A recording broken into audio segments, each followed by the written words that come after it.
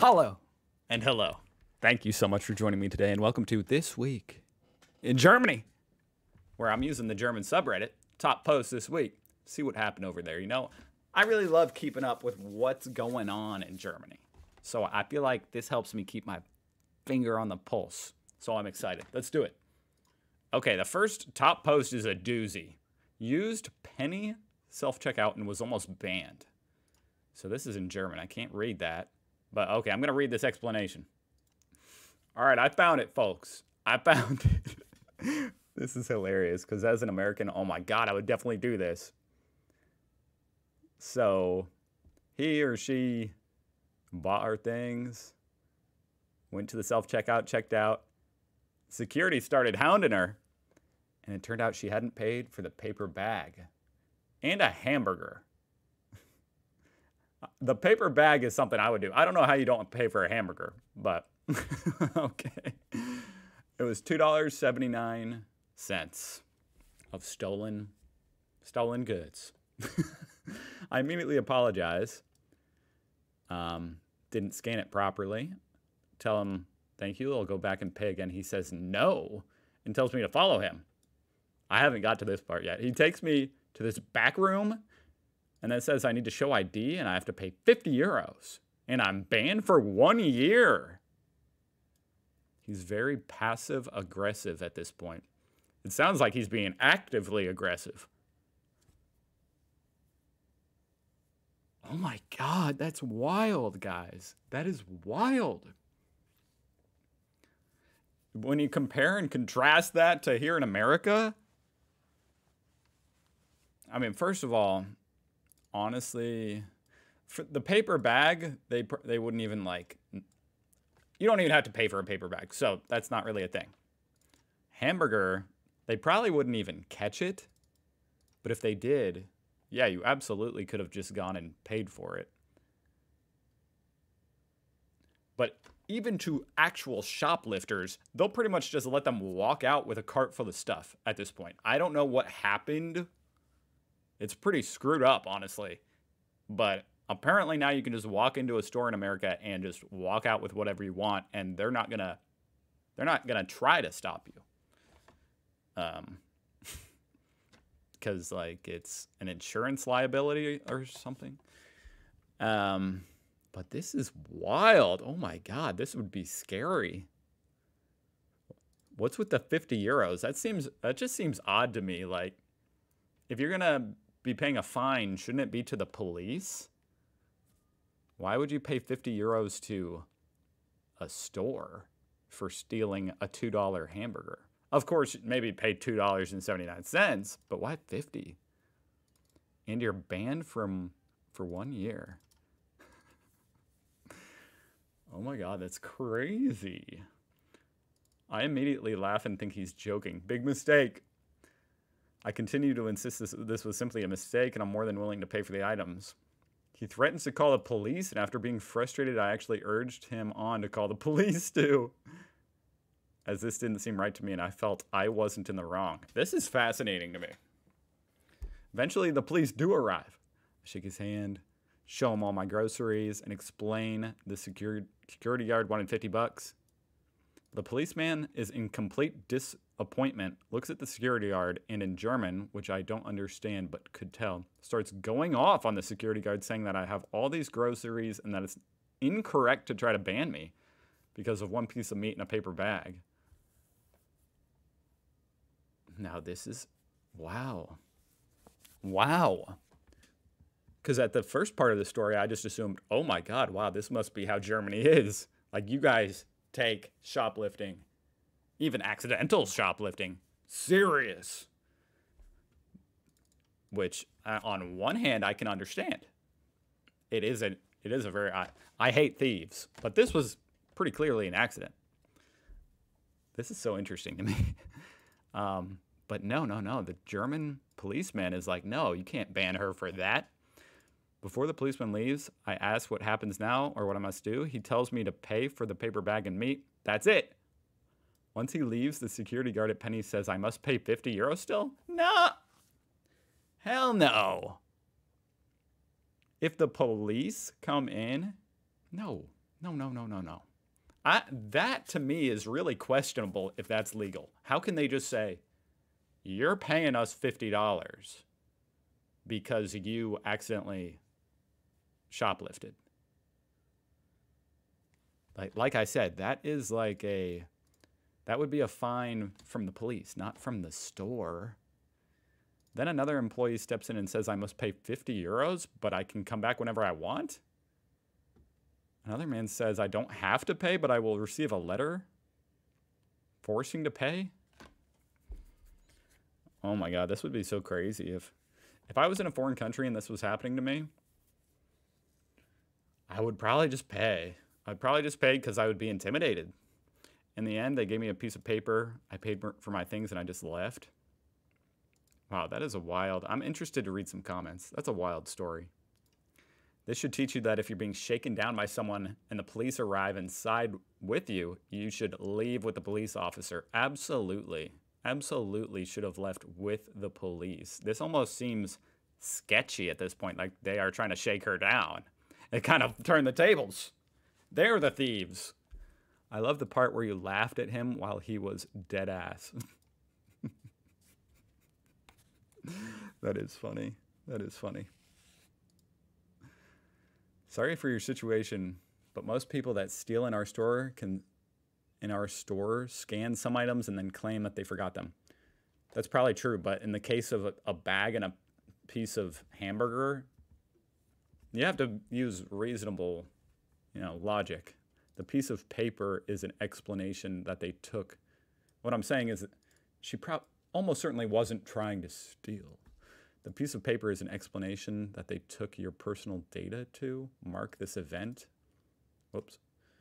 You have probably not to pay anything as you described. Everything was paid for at the end. Whew. All right, I'm going to move on to the next post, but I am genuinely curious. Is that legal in this situation for them to be demanding money way above what the goods were worth? All right, now I'm getting asked the question right here. Is this legal?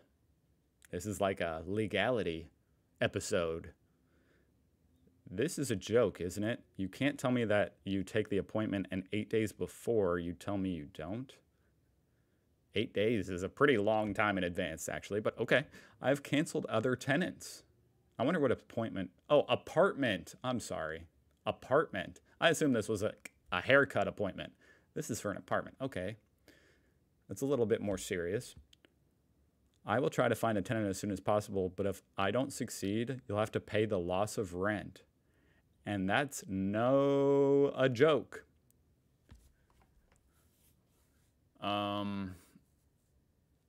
I would say this completely just comes down to the contract that you signed on whether this is legal. If you didn't sign a contract that says any of these terms, then there's no way it's legal.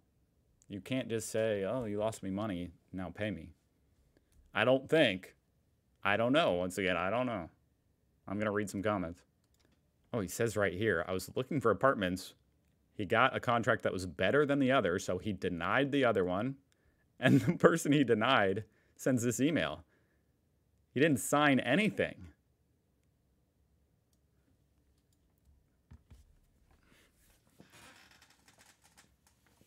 Oh my gosh, that's wild. I can't even fathom someone thinking,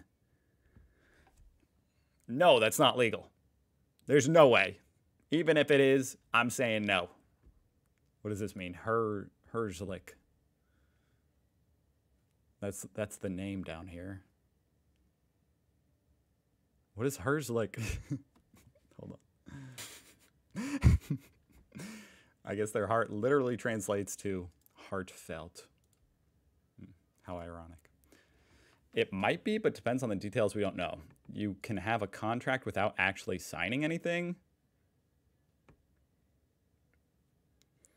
I mean, yeah, you can have a verbal contract, but it doesn't sound like that's the case. If you and the landlord did indeed agree and you confirmed, okay, that would be a contract. This is crazy. This is crazy. I'm trying to get to the real answer. Like, is this legal? There's something called voorvertragelijk pflichten. Pre-contractual obligations. What on earth, guys? I'm a little bit blown away by this. As far as I know, or like at least here in America, the contract is the contract. That's what's binding. What are these pre-contract obligations? Yes, he can do that. A verbal agreement is still an agreement. But it doesn't sound like they agreed to take the apartment. Just they requested, like put in an application.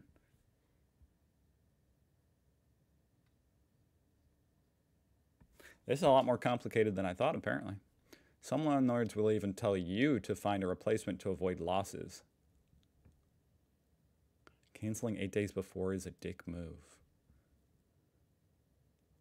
Oh my gosh. You know, what's interesting is both these posts so far have kind of shown like that business owners in Germany have no qualms about trying to, you know, like get what they deserve or what they perceive they deserve in terms of money. Whereas here in America, it's a lot more lenient toward the customer. This is honestly very fascinating to me. I'll move on after this, but this is just a very interesting back and forth. You know, everybody's saying canceling 8 days before is a dick move, a massive dick move. Which is just, on one hand, I'm like, yeah, it is. But then on the other hand, I'm like, but it sounds like they just didn't respond to the acceptance letter. So there's nothing to cancel. At least that's how it would be over here in America. Once again, obviously I'm talking about America. Apparently that's not how it works over in Germany. But over here in America, it would be like, I didn't sign the contract. I never responded to your offer. Why would you assume I was going to take the apartment? Like, he should not have turned down other tenants. Absolutely not. It should have been first one to accept the offer gets the apartment. Like, if you sit there for weeks on an offer and don't respond, then that's your loss. You might lose the apartment. This is interesting. I don't know. I no longer know. I don't know. In 1993, a Deutsche Bahn Ice 1 train set visited the United States. How does a train visit the United States? I guess they put it on a freaking boat and shipped it here? That's crazy that it works on the same tracks.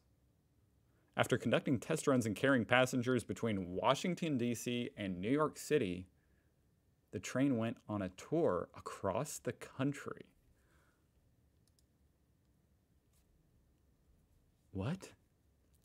That's crazy. That's so cool. The first time anyone ever rode a train here in America. That's a really cool piece of history. What are these spherical patches of leaves? That is really weird looking. What the heck? Looks like a bunch of birds' nests. I need to know the answer. Apparently it's not leaves, it's mistletoe. Mistletoe is a parasite, a plant that takes root in tree branches and basically lives on the nutrients from the tree. I can't believe we don't have this over here in America. I mean, people hang mistletoe above the door. I don't know if that is related, but I've never seen this. That's wild. And this person says, you know, they've only seen it in Germany. I've never seen that. Are young Germans really that open to nudity? This is interesting because from everything I've heard, the answer is yes. Y'all are perfectly fine flaunting what you got on the beach, at the sauna, in the shower.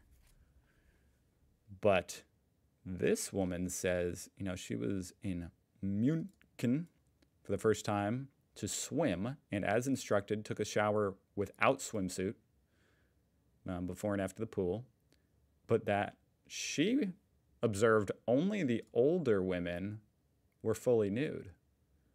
And the other two, younger girls were in their swimsuits. And it was the same thing in the locker room. So that's actually really interesting. That's not what I would have expected to read. From what I've understood, you guys really just have a culture of freedom as far as the human body. But maybe there's a little bit more self-consciousness among the younger Germans. It's definitely that way here in America. I mean, and it's also kind of, if you're going to see a naked person in a locker room, they're probably older here in America too. So that's just interesting to me. I'm reading this post. I don't know if there's anything like that deep about it, or it's just kind of interesting. Why do some new Bau buildings not have ceilings? I was at uni today. The entire building, including the classrooms, don't have ceilings. I mean, that's some fine-looking ductwork, but that is bizarre. Is this common? The people in the comments were saying it's like a cost-saving measure. Weird. But I think that's about it, folks. I think that's it. Thank you so much for watching. I'll see you guys next week. Have a great weekend. Goodbye.